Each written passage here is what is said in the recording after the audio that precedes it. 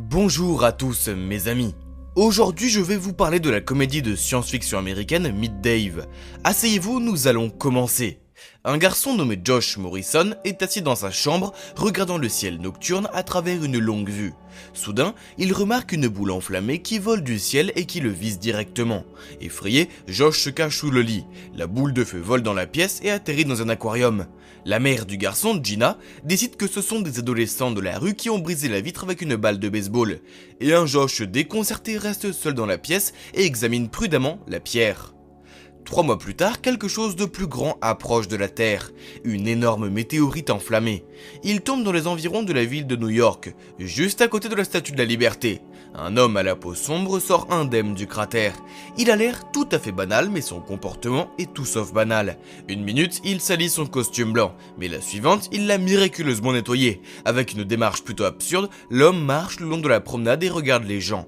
Il prend note de leurs expressions faciales, de leurs mouvements et de leur comportement et essaye de reproduire ce qu'il voit. Ne sachant pas trop comment fonctionne un feu de signalisation, l'homme traverse la route au feu rouge et est immédiatement renversé par une voiture. L'homme étrange est frappé par une femme, Gina Morrison, la mère de Josh. L'homme est projeté plusieurs mètres en avant par l'impact. Il est allongé sans bouger sur la chaussée et à en juger par la position anormale de sa jambe, il y a une fracture. Soudain l'homme se lève et s'en va comme si de rien n'était. Se cachant dans un endroit isolé, il active son oreille qui se déplace comme une porte automatique.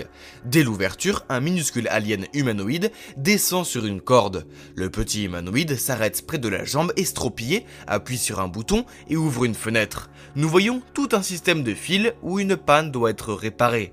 Il est maintenant clair qu'il ne s'agit pas d'un humain ordinaire, mais d'une sorte de robot à la vaisseau spatial. À l'intérieur de ce vaisseau se trouve toute une équipe de petits humanoïdes.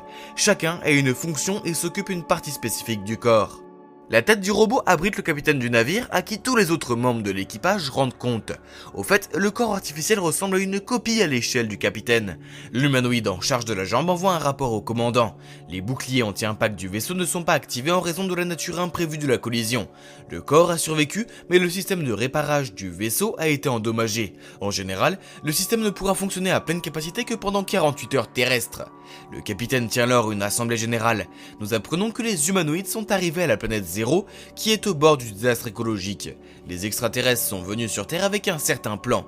Ils veulent drainer les océans de la Terre et utiliser l'eau qui en résulte pour nourrir leur planète d'origine. Pour mettre en œuvre ce plan, les extraterrestres ont besoin d'une petite sphère qui, au début du film, est venue à Josh. L'orbe a été envoyée sur Terre il y a 3 mois et maintenant ils doivent la retrouver. Le capitaine du navire a un adjoint nommé numéro 2 et une conseillère nommée numéro 3. Bien que le robot spatial ait l'apparence d'un humain, les petits extraterrestres ne manient pas bien les commandes, ce qui fait que cet humain sort beaucoup du lot. Pour résoudre ce problème, les extraterrestres utilisent Google et Yahoo comme source d'informations sur les terriens.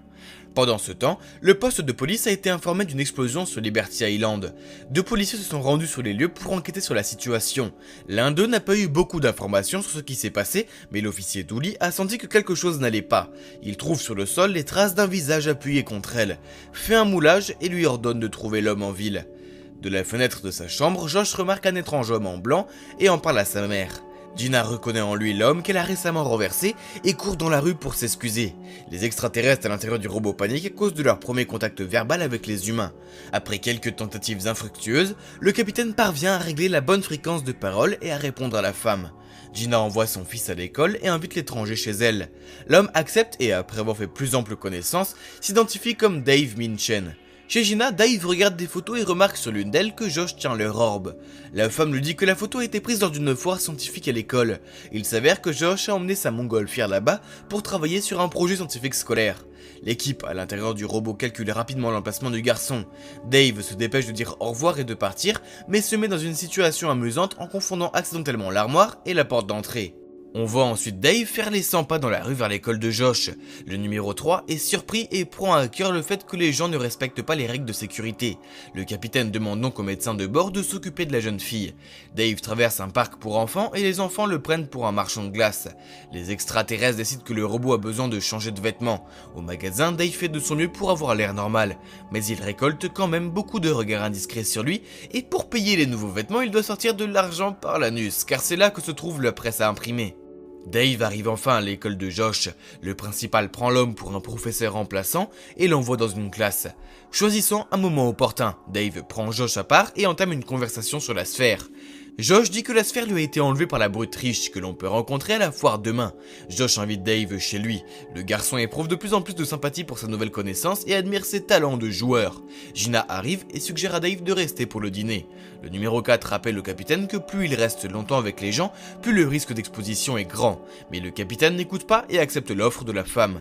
Après le dîner, Dave regarde les peintures de Gina. La femme lui parle de ses sentiments, de l'amour. L'étranger est à nouveau perdu et ne sait pas comment poursuivre la conversation. Il part et prend un siège dehors à côté d'un sans-abri. L'homme partage sa couverture avec lui. Les extraterrestres se rendent compte que les humains ne sont pas aussi désespérés qu'ils le semblaient au départ.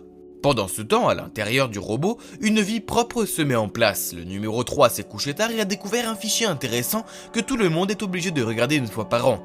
C'est le film de Noël américain emblématique This Wonderful Life. Les extraterrestres le regardent aussi avec les larmes aux yeux. Le lendemain matin, Dave n'a plus que 20% de charge et pour couronner le tout, la police le recherche. Il va avec Josh à la foire pour trouver l'orbe. Là, l'homme participe à un concours de mangeurs de hot dog et gagne. Comme prix, Dave reçoit une peluche et la donne à Gina. Le robot remarque alors que Rich, la brute, malmène Josh. L'extraterrestre lui donne une bonne leçon et emporte aussi l'orbe. Dave propose alors à Josh et à sa mère d'aller au restaurant pour fêter l'anniversaire de Gina. Le capitaine adjoint numéro 2 est farouchement opposé et suggère que l'orbe soit utilisée comme prévu dès que possible. Mais le capitaine dit que ces gens ont aidé à trouver le globe. Il est donc juste de les remercier. Dave emmène Gina et Josh dans un restaurant cubain où ils passent un bon moment. Ils boivent des cocktails, dansent et s'amusent. Pendant ce temps, la police finit par localiser l'homme dont le visage est imprimé sur le moulage. Alors que Dave s'est amusé, les humanoïdes en lui ont développé une sympathie pour les humains.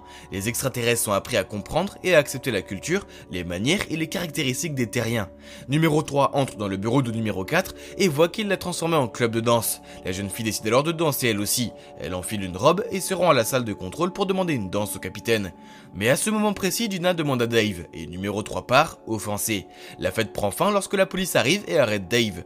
Josh et Gina sont complètement perdus.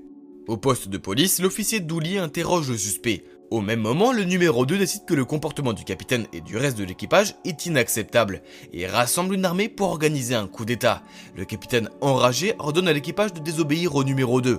Cependant, réalisant qu'ils ont très peu de temps pour sauver leur planète, tous, y compris numéro 3, se rangent du côté du député.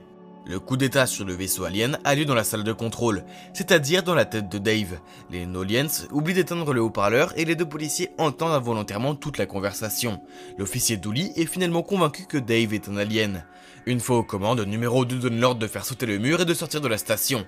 Les flics lui tirent dans le dos mais le robot continue d'avancer. Le jeune humanoïde numéro 17 sort du corps de Dave et reste à la station. Dave remarque Gina et Josh et leur dit qu'ils gâchent leur vie avec un divertissement émotionnel stupide. Numéro 3 est troublée par la folie de numéro 2. Elle s'approche furtivement du capitaine et le libère. Pour les punir de leur désobéissance, numéro 2 les fait éternuer par leurs narines vers l'extérieur. Les deux petits humanoïdes se retrouvent dans un monde vaste et dangereux. Ils tentent de revenir à bord du vaisseau spatial en surmontant tous les dangers qui se présentent sur leur chemin. Le numéro 3 demande au capitaine d'expliquer pourquoi il a choisi Gina plutôt qu'elle pour la danse. Le capitaine dit qu'il le regrette mais qu'il devait le faire dans l'intérêt de la mission. Il ne pouvait pas exprimer ses sentiments sincères pour numéro 3 à cause des lois noaliennes. Les deux hommes atterrissent alors sur les bottes de Dave et entrent finalement dans le vaisseau corps. À ce moment-là, Dave prend un taxi et se rend à Liberty Island. Josh ne croit pas que Dave soit capable de faire de mauvaises choses de son plein gré et convainc sa mère de l'aider. L'officier Dooley découvre le numéro 17 dans son café et l'interroge pour savoir où est passé Dave. Une fois sur l'île, numéro 2 lui ordonne de jeter le globe dans l'eau. Le capitaine intervient et annule son ordre. Le numéro 2 veut que le capitaine soit à nouveau détenu, mais l'équipage ne lui obéit plus. L'équipage accepte une fois de plus le capitaine comme responsable, et numéro 2 est envoyé désolé au cul d'un robot spatial. Soudain, le globe glisse de la main de Dave et tombe dans l'eau. Mais avant que le robot ne se décharge définitivement, le capitaine réussit à retenir l'orbe. Les flics s'accrochent à l'alien, Josh sort un pistolet paralysant et recharge Dave. La bouche du robot s'ouvre et le capitaine et numéro 3 en sortent.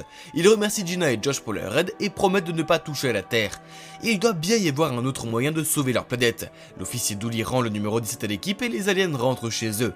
Soudain, le FBI arrive et attrape Dave avec un filet. Tout l'équipage évacue dans une boîte et s'envole vers leur planète zéro, laissant Dave et le corps de numéro 2 sur Terre. Le capitaine se rend compte de son amour pour numéro 3 et lui demande sa main. La fille accepte et nous avons une fin douce et gentille. Personnellement, j'ai été conquis par la gentillesse du film et l'absence de scènes gore omniprésentes. Même si le film est divertissant, son message est assez sérieux. Quelle que soit votre mission, restez humain et ne vous souciez pas seulement de sauver le monde, mais aussi de chaque vie. Le film est parfait pour un visionnage en famille, car il plaira aux adultes comme aux enfants. C'est tout pour moi. N'oubliez pas de liker la vidéo, de partager vos impressions et de vous abonner à la chaîne. A bientôt.